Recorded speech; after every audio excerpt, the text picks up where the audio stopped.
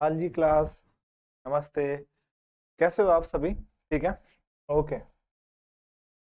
अम, हमने बीच बीच में हमने बहुत सारी क्लासेस ले रहे हैं। ठीक है, हमने टॉपिक बाय टॉपिक हम हर वीडियोस को डाल रहे हैं। मैंने आपको ये बीच स्टार्टिंग क्लास ली थी कार्बन एंड सिस कंपाउंड की, उसका हम सेकंड पार्ट आज स्टार्ट करेंगे। ठीक है, कार्बन के बारे में बहुत सारी चीजें भी देखी थी, उसी टॉपिक को हम थोड़ा सा आगे स्टार्टिंग करें। सबसे पहले मैं थोड़ा और कार्बन के बारे में आपको बता देता हूँ कि कार्बन और कार्बन से रिलेटेड जितने भी टॉपिक्स अब हम पढ़ने वाले हैं, ये थोड़ा इंपॉर्टेंट टॉपिक्स रहेंगे। ठीक है, बाकी हमने कार्बन के बारे में देखा था, बॉन्डिंग के बारे में देखा था, है ना, कोवलेंट बॉन्ड के बारे में देखा था, आयोनिक बॉन्ड के बारे में देखा था। तो हमने बहुत सारी चीजें हमने इस टॉपिक में हमने क्लियर की थी। ठीक है, तो हम आज और कार्बन के बारे में आगे बात डिटेल करते हैं। पहले कार्बन को और अच्छी, उस वक्त सिर्फ क्लास में इतना ही टॉपिक क्लियर हो पाए थे, बट हम थोड़ा और कार्बन को आज थोड़ा अच्छी तरीके से देखते हैं। देखो, सबसे पहले कार्बन को और, ठीक है, अब देखो कार्बन जो होता है ना, वो हमारे अर्थ पे एक ऐसा एलिमेंट है जो कि सबसे ज्यादा मिलता है। ठीक है, ऐसा एलिमेंट है जो कि सबसे ज्यादा मिलता है। ठीक है, अब इसमें अगर मैं बात करूं, कार्बन जो होगा वो हमारी अर्थ, कितना, अर्थ क्रस्ट पे, अर्थ क्रस्ट पे लगभग 0.02%, कितना, 0.02% है। और उसको भी हम फॉर्म एज अ मिनरल मान सकते हैं कि ऐसा फॉर्म ऑफ मिनरल्स होती हैं। ठीक है, फिर कार्बन के बारे में और देखते हैं कि कार्बन जो होता है उसके अंदर इलेक्ट्रॉन की कितनी वैल्यूज रहती है, वो आप सबको पता है, 6 होती है। प्रोटॉन कितने होते हैं, 6 होते हैं। न्यूट्रॉन कितने होते हैं, 6 होते हैं। मास की बात करेंगे तो मास कितना होता है इसका, 12U होता है, जो मैंने आपको ये चीजें बता दी थी। ठीक है, अगर मैं आगे बात करूं कि इंपॉर्टेंस ऑफ कार्बन, की कार्बन की इंपॉर्टेंस क्यों होती है। देखो, कार्बन जो होता है ना, वो इकलौता ऐसा एलिमेंट है, इकलौता तो कह सकते हैं ना, इकलौता कह सकते हैं, इकलौता एक ऐसा एलिमेंट है जो कि हमारे एनवायरमेंट में ज्यादातर एलिमेंटों के साथ कंबाइन हो जाता है। कंबाइन होने का कारण क्यों है, क्योंकि इसके अंदर कोवलेंट बॉन्ड पाया जाता है ना।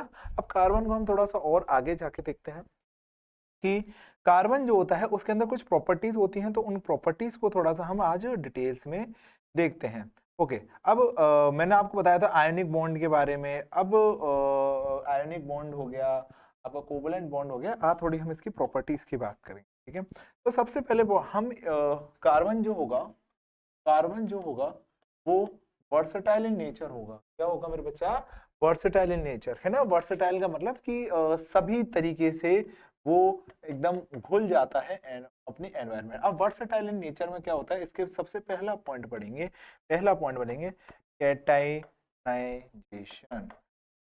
कैटेनाइजेशन, सुनो कैटेनाइजेशन। देखो, कैटेनाइजेशन का मतलब क्या होता है बच्चा, कि कैटेनाइजेशन के अंदर हमारे पास जो कार्बन होता है वो एक कह सकते हैं सीरीज बना सकता है, मतलब कार्बन कार्बन से जुड़ के एक लंबी चेन बना सकता है। अब कार्बन कार्बन से जुड़ के कैसे लंबी चेन बना सकता है वो भी सुनो। जैसे मैं आपको बताता हूँ, जैसे मान लो अब वो सिंगल चेन बना सकता है, कार्बन कार्बन से लेकर एक सिंगल चेन बना सकता है कि नहीं बना सकता। कार्बन कार्बन वो एक ब्रांच फॉर्म में भी बना सकता है कि नहीं बना सकता है। मान लो ये ब्रांच फॉर्म हो गई, है ना, एकदम ऐसे ऐसे ऐसे, वो बैलेंस के अकॉर्डिंग भी थोड़ा सा ध्यान रखना, ब्रांच फॉर्म भी बना सकता है। ठीक है, कार्बन जो है वो साइक्लिक फॉर्म भी बना सकता है ना। कैसी फॉर्म बना सकता है, साइक्लिक फॉर्म भी बना सकता है। ठीक है, कैसी फॉर्म बना सकता है, साइक्लिक फॉर्म भी। तो कार्बन जो है वो अलग अलग तरीके की ब्रांचेस या फिर बना सकता है। ठीक है, अब जो इसको कहते हैं ब्रांच चेन, इसको कहते हैं आपकी लीनियर चेन, और इसको कहते हैं साइक्लिक चेन। ठीक है, साइक्लिंग चेन भी कह सकते हैं, रिंग चेन भी कह सकते हैं। तो पहला हमारा टॉपिक यहाँ पर क्लियर हो चुका है, जिसका नाम है versatile in nature. Versatile in nature के अंदर पहला हमारे पास क्लियर हो चुका है। पहला क्या है, वो कैटेनाइजेशन। ठीक है, कैटेनाइजेशन के अंदर हमारे पास नॉर्मल हमारे पास एक चीजें आती है कि जो कार्बन होगा वो सीधा एक ब्रांच फॉर्म में बना सकता है, वो रिंग बना सकता है, वो एज लाइक अ ट्री की फॉर्म में हम उसको भी आगे डेवलप कर सकते हैं। तो ये कार्बन के अंदर क्या होती है, ये एक उसका नेचर होता है। सेकंड की बात करते हैं, सेकंड की बात करते हैं, उसमें वो होती है, वो कार्बन जो होता है वो टेट्रा वैलेंसी होती है। क्या होती है बच्चा, टेट्रावैलेंसी। ठीक है, अब टेट्रावैलेंसी का मतलब सुनो बहुत आसान है। देखो अगर साइंस के अंदर टेट्रा शब्द आ रहा है कहीं पर भी तो आप समझ जाना वो उसके लिए चार वैलेंसीज की बात कर, कितनी वैलेंसीज की बात कर रहा है मेरे बच्चा, चार वैलेंसीज की बात कर रहा है ना। टेट्रावैलेंस होता है, टेट्रावैलेंस का मतलब कि उसके अंदर कार्बन के अंदर चार वैलेंसीज होती हैं। ठीक है, ओके, चार वैलेंसीज कैसे, मैंने आपको वो भी बता दिया था आई थिंक कि कोवलेंट बॉन्ड और आयनिक बॉन्ड जो बनाता है कि चार इलेक्ट्रॉन वो ना दे सकता ना वो इलेक्ट्रॉन कहीं से ले सकता, टेट्रावैलेंस हो। ठीक है मेरे बच्चा, क्या होता है वो, टेट्रावैलेंस होता है। डन ना, वेरी गुड। ठीक है, टेट्रावैलेंस होता है तो हम ये कह सकते हैं कि उसमें जो चार इलेक्ट्रॉन्स की वैलेंसीज, वैलेंसी, चार इलेक्ट्रॉन की क्या होती है मेरे बच्चा, वैलेंसीज होती है। थर्ड नंबर पे स्ट्रॉन्ग, थर्ड नंबर पे क्या रहेगा, strong bonds with other element, strong bond with other elements. Okay, इसका मतलब क्या होता है मेरे बच्चा कि वो किसी भी एलिमेंट के साथ एक स्ट्रॉन्ग बॉन्ड बनाता है। लेकिन सर आपने तो बताया था कि कोवलेंट बॉन्ड एक वीक बॉन्ड होता है। नहीं, कार्बन जब दूसरे किसी एलिमेंट के साथ अटैच होता है तो वो ऐसा नहीं है कि अटैच बिल्कुल एकदम वीक हो जाएगा, नहीं नहीं नहीं नहीं, कार्बन जो है वो उसके साथ कोवलेंट बॉन्ड बनाता है। हाँ, मैंने ये बोला था कि कोवलेंट बॉन्ड और आयनिक बॉन्ड के अंदर कि कोवलेंट बॉन्ड और आयनिक बॉन्ड के अंदर सबसे ज्यादा वीक, मतलब दोनों में से वीक कौन है, दोनों में से वीक कौन है, तो वो वीक कौन है, वीक कौन है, वो वीक है कोवलेंट। इसका मतलब ये नहीं है कि कोवलेंट इतना ज्यादा वीक हो गया, ना ना ना ना, कोवलेंट वीक है मैं मानता हूं, लेकिन वो जब दूसरे एलिमेंट के साथ साथ जब वो बॉन्ड बनाता है तो ये स्ट्रॉन्ग बॉन्ड बनाता है। तो ये भी कार्बन में एक खासियत होती है। फोर्थ पॉइंट की बात करते हैं ना, फोर्थ पॉइंट की बात करते हैं, पॉलीमर के, इसका मतलब समझो, the process which are the small, इसका मतलब मैं आपको तो नॉर्मल मैं आपको बता सकता हूँ, ठीक है, समझना। देखो पॉलीमराइजेशन का मतलब आप समझ लो कि कार्बन जो है, देखो कार्बन, मैंने आपको बताया था कार्बन कार्बन में आपस में बॉन्डिंग बनती है, कैसे बनती है, as a form of branches के फॉर्म में बनती है। जैसे मैं आपको एक चीज समझाता हूँ, गिविंग अ एग्जांपल, ठीक है, जैसे मान लो कार्बन ने कार्बन के साथ बॉन्ड,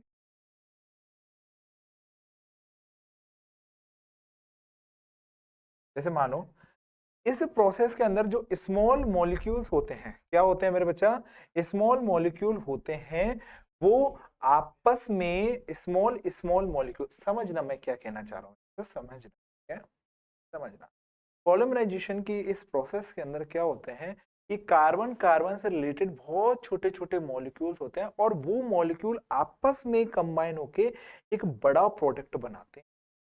ठीक है, तो एक चीज समझना, अगर कार्बन का कोई एक सिंगल मॉलिक्यूल है, कार्बन का कोई एक और सिंगल मॉलिक्यूल है, वो आपस में कंबाइन होंगे और एक अच्छा खासा मॉलिक्यूल बना सकते हैं मेरे बच्चा। मैं क्या बोला, क्या बोला मैं कि आपके पास बहुत स्मॉल स्मॉल, आपके पास में क्या बोला, बहुत स्मॉल स्मॉल क्या होंगे, मॉलिक्यूल होंगे, क्या होंगे, स्मॉल मॉलिक्यूल, और स्मॉल मॉलिक्यूल मिलके क्या बनाएंगे मेरे बच्चा, लार्ज मॉलिक्यूल बनाते, क्या बनाते हैं मेरे बेटा, बहुत सारे स्मॉल मॉलिक्यूल मिलके हमको हमारे पास एक लार्जर मॉलिक्यूल बनाते हैं और उसी प्रोसेस को क्या कहते हैं मेरे बच्चा, पॉलराइजेशन या पॉलराइजेशन, हाँ पॉलराइजेशन।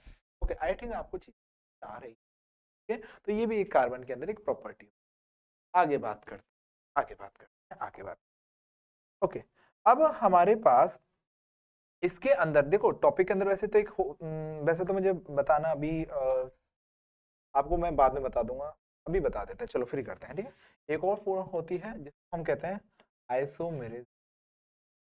आइसोमेरेज में क्या होता है मैं आपको, देखो कार्बन, आइसोमेरेज में क्या होता है, जैसे इसमें आपके पास, जैसे मान लो कार्बन कार्बन की कोई चेन ना, ये वैसे आईयूपीएससी नेम के अंदर मैं आपको बता देना चाहिए था, लेकिन कभी सीख, जैसे कुछ नहीं, आपको कार्बन कार्बन की चेन में नहीं, अब कार्बन कार्बन की चेन के अंदर आपको कुछ नहीं, जैसे मान लो कोई भी एक हमने कार्बन लिया, ये सेंटर का, इसके अंदर एक और कार्बन जोड़ा और इसमें क्या जोड़ दिया हमने, हाइड्रोजन, मतलब हम ये कह सकते हैं कि कार्बन जो है वो हमारे as a form of branch आ चुके हैं।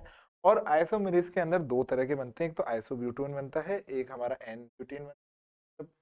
तीन होते हैं, हाँ, तीन होते हैं, तीन होते हैं। वो आपको आईयूपीएसी नेम के अंदर वो चीजें सबको आ जाएंगी, बट एक आइसोमेरेज नाम की एक प्रॉपर्टी होती है, उसको भी थोड़ा सा दिमाग के अंदर याद रखना। इसकी अगर मैं डेफिनेशन की बात करूं तो इसको डेफिनेशन को आप चाहो तो लिख सकते हो, compounds with the same molecule.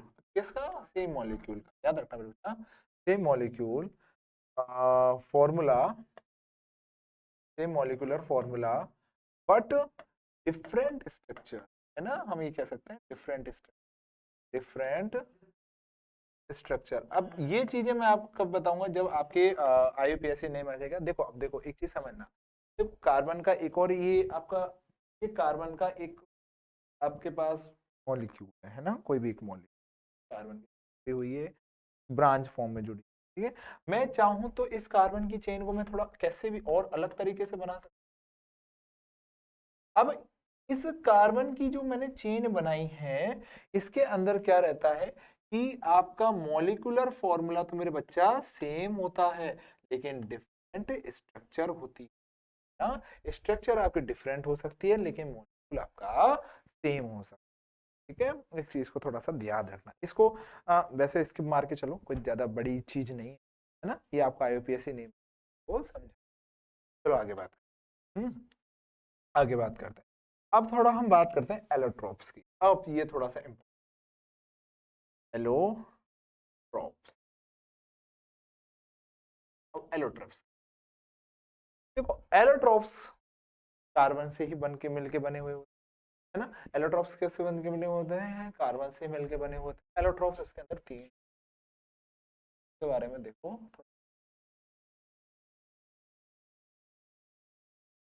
एक तो होता है डायमंड, क्या होता है मेरे बच्चा? एक होता है हमारे पास ग्रेफाइट, एक होता है हमारे पास बेटा, एक डायमंड होता है, एक ग्रेफाइट होता है, एक होता है हमारे पास।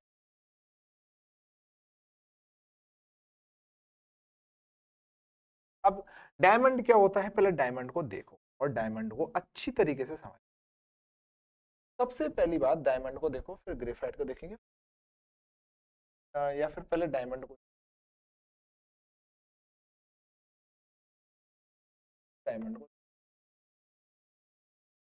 को देखेंगे। सबसे पहली बात ध्यान रखना, डायमंड जो है वो हमारी अर्थ पे सबसे ज्यादा हार्डेस्ट मटेरियल, अर्थ का सबसे ज्यादा क्या है मेरे बच्चा? Hard, hard material. Sir hard material क्यों है? क्योंकि कार्बन कार्बन के बीच में एक बहुत ज्यादा 3D स्ट्रक्चर की फॉर्म में बनता है ना। कैसे बनता है ना, वो भी मैं आपको भी इसकी स्ट्रक्चर बताता हूँ। कुछ स्ट्रक्चर कुछ तरीके से,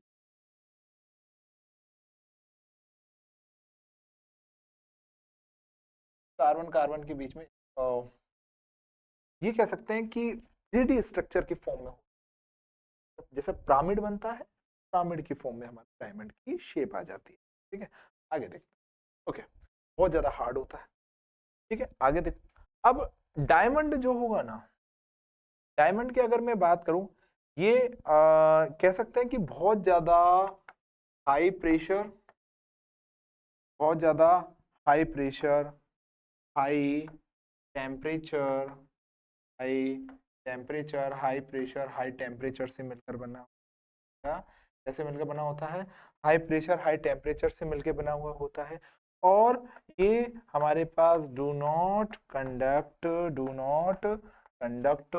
इलेक्ट्रिसिटी,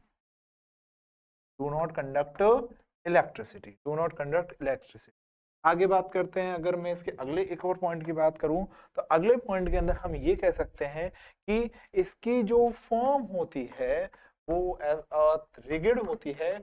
और रिगिड के अंदर हम बात करते हैं 3D स्ट्रक्चर की, 3D स्ट्रक्चर की बात। ठीक है, इसकी फॉर्म जो होती है वो रिगिड होती है, 3D स्ट्रक्चर की फॉर्म में होती है, हाई प्रेशर होता है, हाई टेम्परेचर होता है, do not conduct electricity, electricity को कंडक्ट नहीं करता है, बहुत ज्यादा हार्ड मटेरियल होता है। और डायमंड के बारे में इतनी क्लियर है। ठीक है। लेकिन अगर मैं डायमंड की बात करूँ, कि डायमंड का जो एग्जांपल की मतलब डायमंड, देखो पहली बात तो काम कहाँ आता है, देखो नॉर्मल हम अपने काम की बात करें, डायमंड है ना हमारे पास ज्वेलरी के फॉर्म में काम में आ सकता है, कि ज्वेलरी के रूप में हम डायमंड को इस्तेमाल कर सकते हैं, ठीक है, ज्वेलरी के फॉर्म में हम इस्तेमाल कर सकते हैं। और भी अगर मैं इसके यूजेस की बात करूँ, जैसे कटिंग अ ग्लास, क्या बोलेंगे, कटिंग अ ग्लास, बाकी नॉर्मल आप ज्वेलरी लिख सकते हैं। और डायमंड हमारे आई थिंक तो भी अगर किसी के पास डायमंड हो तो उनको पता। डायमंड वैसे क्लियर है, डायमंड के बारे में हमको ज्यादा बातें और ज्यादा नहीं करनी, ये एक एलोट्रॉप्स होता है, ठीक है। आगे देखते हैं, आगे बात हम करते हैं किसकी, ग्रेफाइट की। अब ग्रेफाइट कैसा होता है, ग्रेफाइट सुनो, ग्रेफाइट का मैं तुम्हें थोड़ा स्ट्रक्चर का थोड़ा सा मैं आपको बताता हूँ, स्ट्रक्चर का देखना मेरे बच्चा, स्ट्रक्चर कैसा होता है। देखो स्ट्रक्चर जैसा हमारा हेक्सागोन होता है ना, एक हेक्सागोन है, ओके एक मिनट, हाँ, एक हेक्सागोन है, जैसे मान लो ये एक हेक्सागोन है, इस हेक्सागोन के नीचे एक हेक्सागोन है, इस हेक्सागोन के नीचे एक हेक्सागोन है, ठीक है। ऐसा हेक्सागोन की, अब हेक्सागोन की एक पूरा फ्लोर है, और उस फ्लोर के नीचे एक फ्लोर है हेक्सागोन का, और उस फ्लोर के नीचे एक हेक्सागोन का, हेक्सागोन बन रहे हुए हैं, जैसे हमारे पास ये हेक्सागोन बने हुए हैं, ठीक है,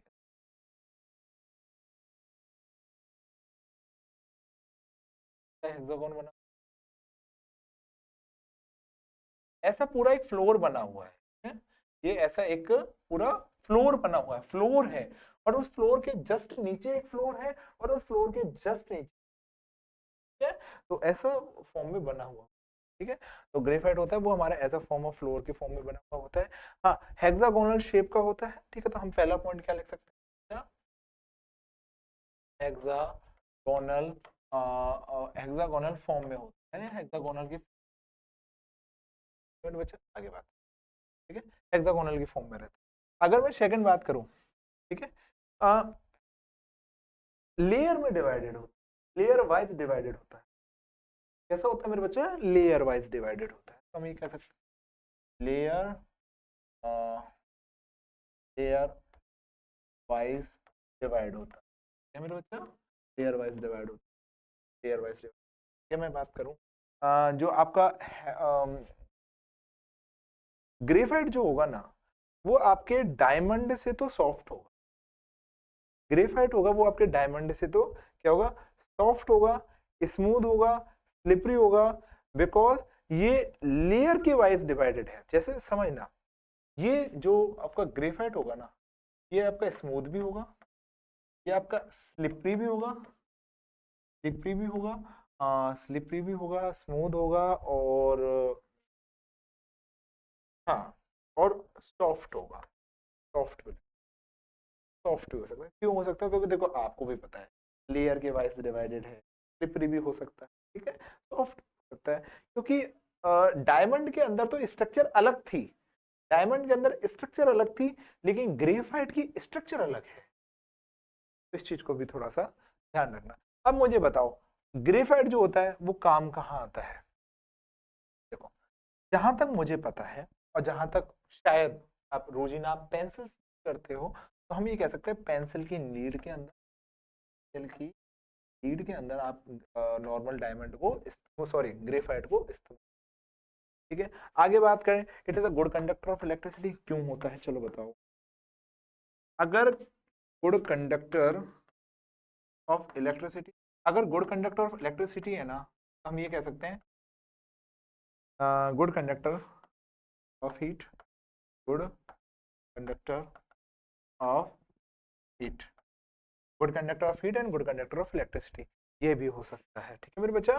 ओके, तो हमारे पास ग्रेफाइट की कुछ हमने पॉइंट्स लिखे, good conductor of electricity, then the layering wise dividing, then the hexagonal shape, आपको मैंने शेप भी बता दी है। आगे बात कर, ठीक है मेरे बच्चा, आगे बात कर, ओके। आगे मैं बात करूंगा आपकी, अगला चलो एक और रहता है, लिख देता हूँ,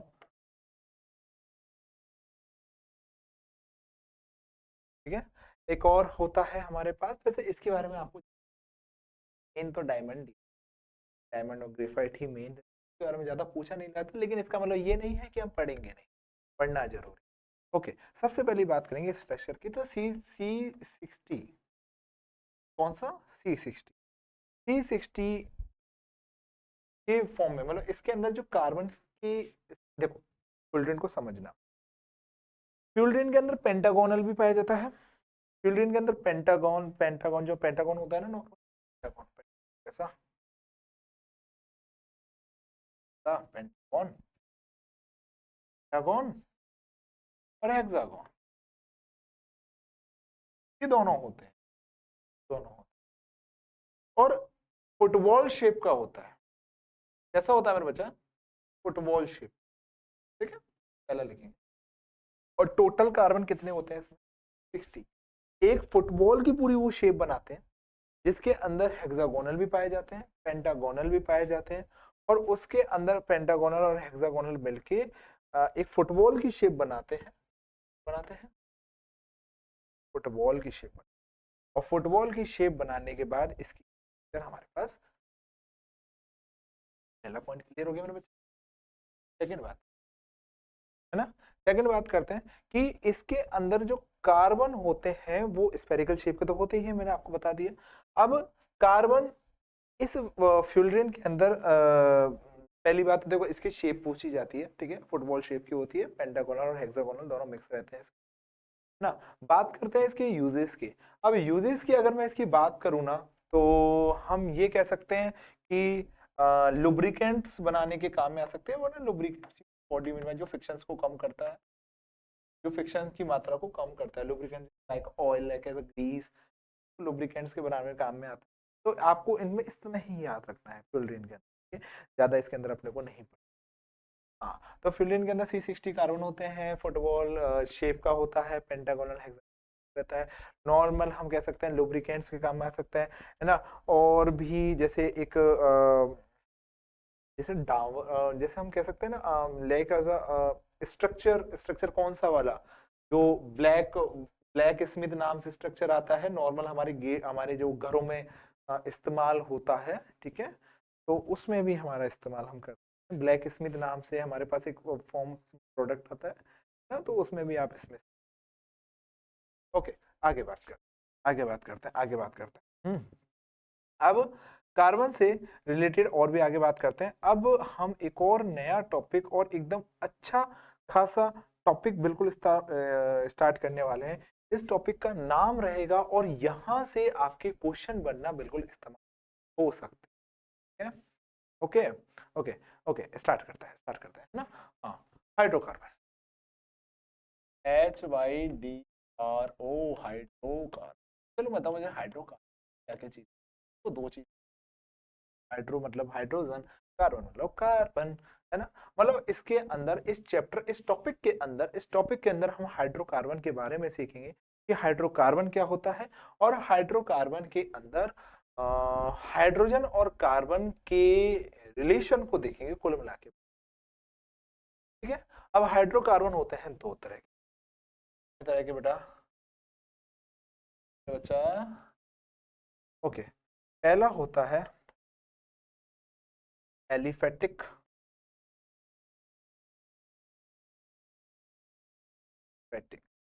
और एक होता है एरोमेटिक, एलिफेटिक, एरोमेटिक। एलिफेटिक के अंदर आता है सैचुरेटेड, क्या आता है मेरे बच्चा, सैचुरेटेड। और एरोफेटिक के अंदर दो चीजें आती हैं, मतलब अनसैचुरेटेड। हाँ, सैचुरेटेड के अंदर आता है एल्कीन, क्या बोलेंगे, जो सिंगल बॉन्ड को दर्शाता है। अनसैचुरेटेड को हम दो चीजों में डिवाइड करेंगे, बोलेंगे एल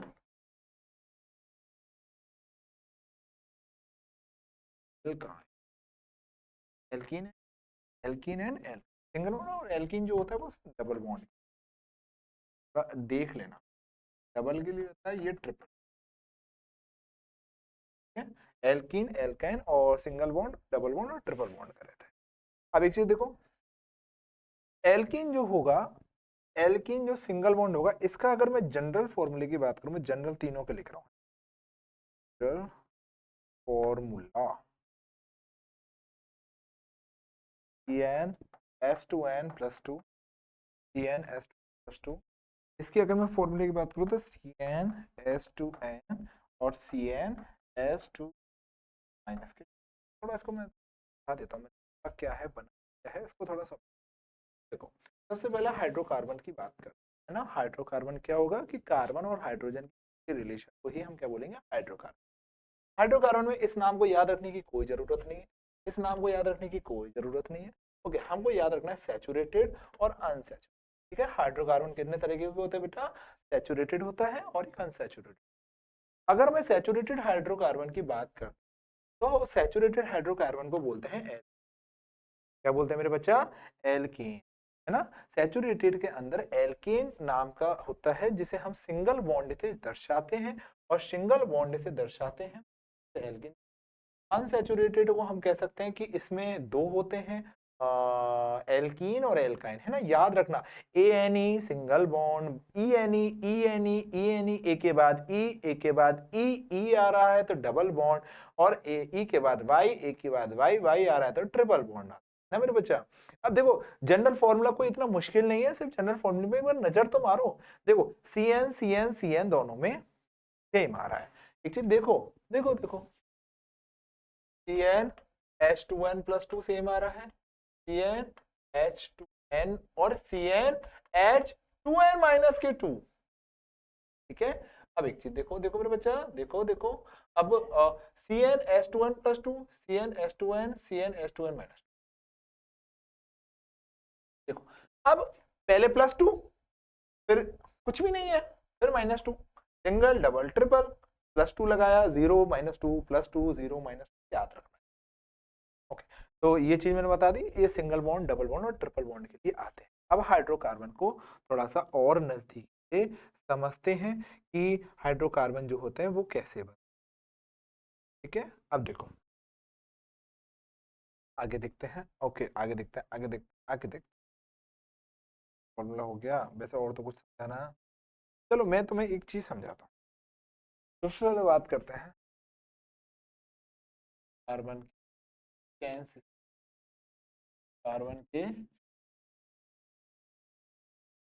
कार्बन के चेन सिस्टम का। अब देखो, मैंने कार्बन के चेन सिस्टम के बारे में मैंने आपको 3 चीजें बता चुका हूँ, है ना।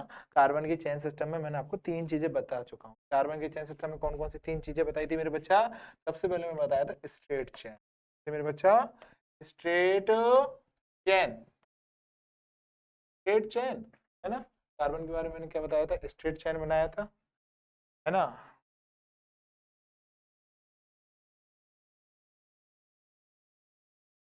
है ना, स्ट्रेट चेन के बारे में बताया था।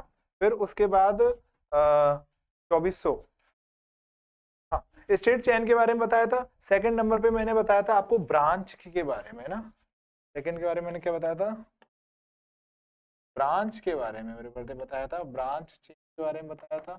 ठीक है, ओके। और थर्ड मैंने आपको बताया था रिंग के बारे में, या साइक्लिक भी बोल सकते हैं, ऐसी कोई दिक्कत वाली बात नहीं है, साइक्लिक भी बोल सकते हैं ना, रिंग एंड साइक्लिक के बारे में भी बोल सकते हैं। अब देखो, स्ट्रेट चेन क्या होती है, कार्बन कार्बन के बीच में एकदम स्ट्रेट चेन बनती है। ठीक है, ओके। ब्रांच चेन में मैंने बताया था कि ब्रांच चेन के अंदर as a like a tree, as a like a tree, as a like a tree, as a like a tree, as a like a tree, as a like a tree, as a like a tree, as a like a tree, और भी chain बन सकती है नीचे तक, है ना। और रिंग के अंदर कुछ नहीं है, हमको as a form of ring बनानी, कितनी भी बना लो, कोई दिक्कत नहीं। ये चीजें रहती है, straight chain, branch chain, ring chain. Okay, अब आप जो मैं आपको अब बताने वाला हूं उन चीजों को थोड़ा सा आपको ध्यान से समझना है। सबसे पहले मैं बात करता हूं नेम। ओके, कार्बन के नेम की बात, पहले बात कर ऑफ कार्बन, तो आप चाहो तो नोट भी कर सकते हैं। मैं आपको वैसे तो देखो, बुक में 6 तक है, 9 तक कर लो, कोई दिक्कत वाली बात, याद ही तो है। 1 बोलेंगे मैथ, 2 को बोलेंगे एथ, 3 को क्या बोलेंगे प्रॉप, 4th को क्या बोलेंगे बुट, 5th को क्या बोलेंगे पेंट, फिर क्या बोलेंगे हेक्स, फिर क्या बोलेंगे सेप्ट, फिर क्या बोलेंगे, ऑक्ट, फिर बोलेंगे नॉन, फिर बोलेंगे डेक। डेक क्या लिख रहा हूँ,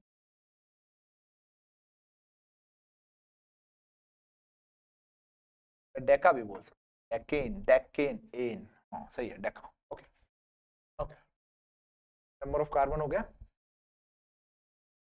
सरफिक्स और प्रीफिक्स, सरफिक्स किसको रखेंगे, प्रीफिक्स किसको रखेंगे, आगे किसको रखना है, पीछे किसको रखना है, इनको याद रखो।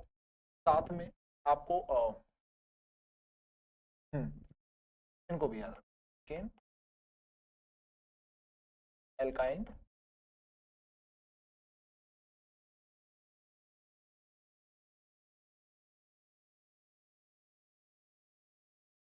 और जनरल फॉर्मूले की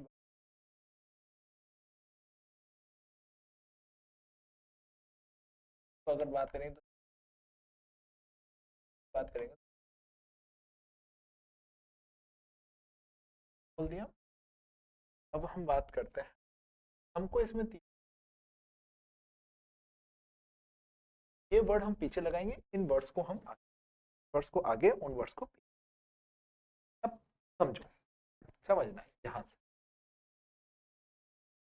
जैसे मानो मैंने लिया n बराबर 3, n बराबर 3, n बराबर 3 लेने पर और मैंने बोला कि मुझे स्ट्रक्चर बनाओ, क्या बनाऊं, स्ट्रक्चर। इजी है, बहुत इजी है, देखो बराबर 3 लिया, सबसे पहले हमको n बराबर, और मैंने ये बोला कि मुझे सिंगल बॉन्ड की भी स्ट्रक्चर चाहिए, मुझे डबल बॉन्ड की भी स्ट्रक्चर चाहिए, और मुझे ट्रिपल बॉन्ड की भी स्ट्रक्चर, तीनों बोल दिया, single double and triple. Single की भी चाहिए, डबल और ट्रिपल, साथ में इनके, चलो समझ, n3, n3 की वैल्यू पहले इन तीनों में रखो, alkane, number of carbon atom C2 into C3H2 into C6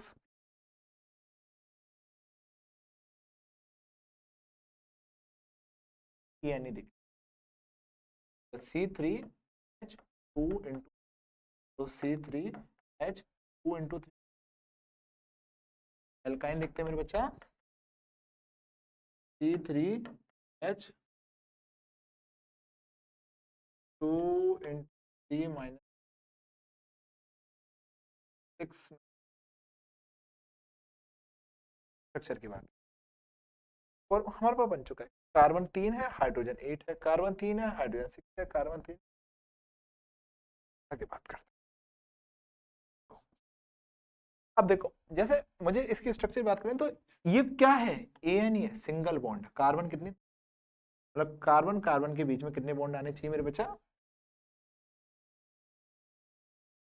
अभी इन स्ट्रक्चर्स को थोड़ा सा ध्यान, तो मुझे आपको बॉन्ड यानी डॉट स्ट्रक्चर, हाइड्रोजन कितने होने चाहिए, 8 होने चाहिए, तो इस कार्बन का चेक करो, एक है, 4 हो गए, चेक करो, तो इसका ओके,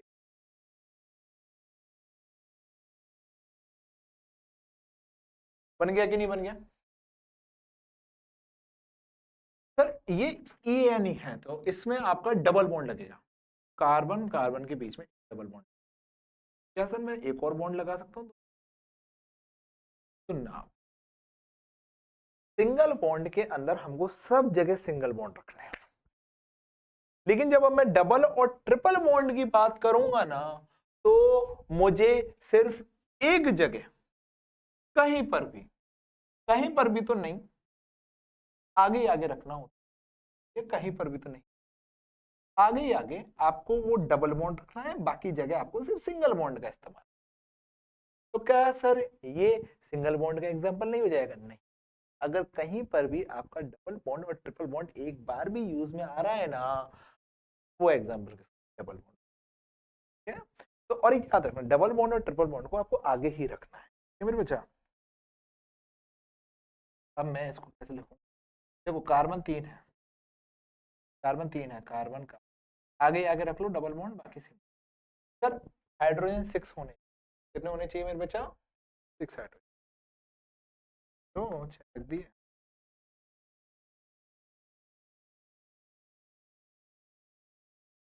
वैलेंसीज का ध्यान रखना। देखो इस कार्बन के पास सिर्फ 2 थे, 1 और 2। इस कार्बन के पास 4 थे, 1 2 3। इस कार्बन का 1 2 3।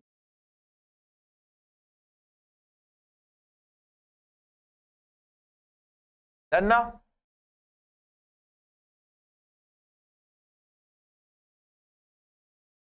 लड़का भी देख, सर आपने बोला था डबल ट्रिपल लो, कार्बन कार्बन के बीच में ट्रिपल बॉन्ड लगा दिया, लगा दिया। सर 3 यहाँ है था, तो 4 है, सर इसकी वैलेंसी तो पूरी है, तो यहाँ हाइड्रोजन तो यूज में ही नहीं आएगा, बाकी के यहाँ लगा दो 3,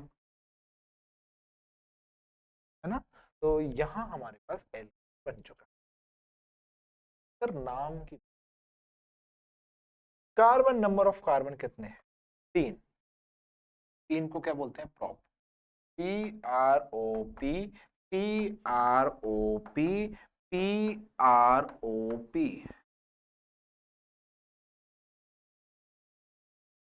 ठीक है, ओके। ये सिंगल बॉन्ड के लिए था तो ए है, डबल बॉन्ड के लिए था तो, ट्रिपल बॉन्ड के लिए था तो प्रोपेन प्रोपीन प्रो। और ये हमारी bond, bond structure. Bond structure क्या एक और होती है क्या कोई? डॉट स्ट्रक्चर होती है, डॉट स्ट्रक्चर को भी देख लेते हैं, तो थोड़ा सा यार।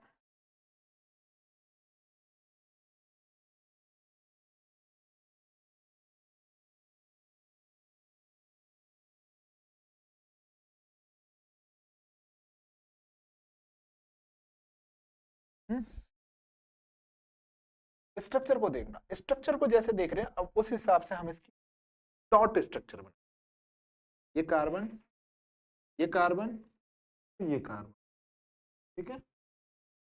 अब एक बनाइए, एक बनाइए, एक बनाइए, 4 इलेक्ट्रॉन, 4 इलेक्ट्रॉन, 4 इलेक्ट्रॉन। हाइड्रोजन इधर है, हाइड्रोजन इधर है, हाइड्रोजन इधर, हाइड्रोजन इधर है, हाइड्रोजन इधर है, हाइड्रोजन इधर है, हाइड्रोजन इधर है, हाइड्रोजन।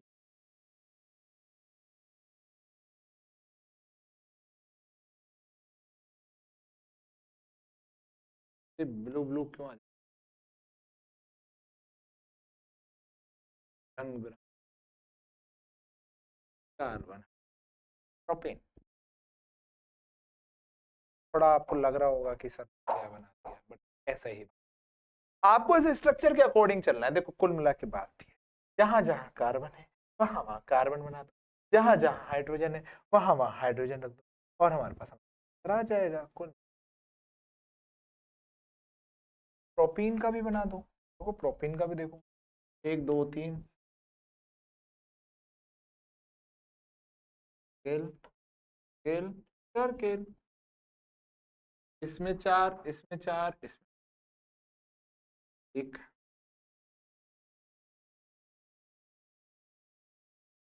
अब देखो इधर डबल बॉन्ड बनेगा, इसलिए मैंने उनको पास पास, ओ एक, ओ और 4, ये डबल बॉन्ड बन गए। इधर किधर बनेगा?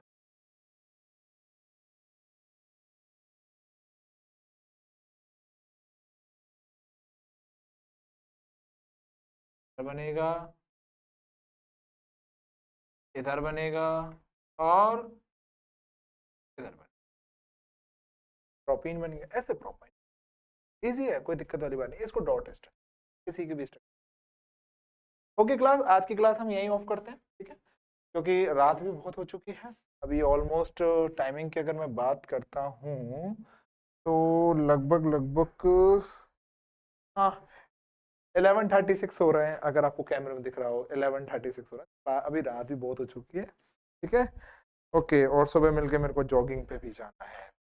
Please I will be request for you. आज की क्लास हम यहीं ऑफ करते हैं। आपको कैसा लगा? ओके, जो नए व्यूअर्स हैं, वो जो मेरे को देख रहे हैं, जो मेरे को सुन रहे हैं, जो चैनल पे पहली बार आ रहे हैं, चाहे एक ही बंदा मेरे पे चैनल पे नया आया हो, आई होप अगर आपको क्लास अच्छी लगी हो, please give me a subscribe and share करो, ठीक है। आगे जाके और भी नए आपको सरप्राइज मिलेंगे, और भी आपको नए पीडीएफ जो भी आपको जरूरत पड़ेगी उसके लिए अवेलेबिलिटी मैं करवाऊंगा, हाँ, नो दिक्कत। अभी वैसे भी स्कूल ऑफ चल रहे हैं, आई नो, बच्चे छुट्टियों में मजे कर रहे हैं, कोई दिक्कत वाली बात नहीं है ना। चलो अभी के लिए इतना काफी है, ओके। तो आज चलते हैं ना। डाउट से रिलेटेड, चैप्टर से रिलेटेड कोई प्रॉब्लम आए तो आप सभी लोग मेरे को मैसेज कर सकते हैं, एनडीएम कर सकते हैं, कमेंट भी कर सकते हैं, ठीक है। और बिल्कुल मैं आपका रिप्लाई करूँगा, टेंशन। ओके, जय हिंद, जय भारत, जय ऑफ। अरे ला ऑफ हो जा।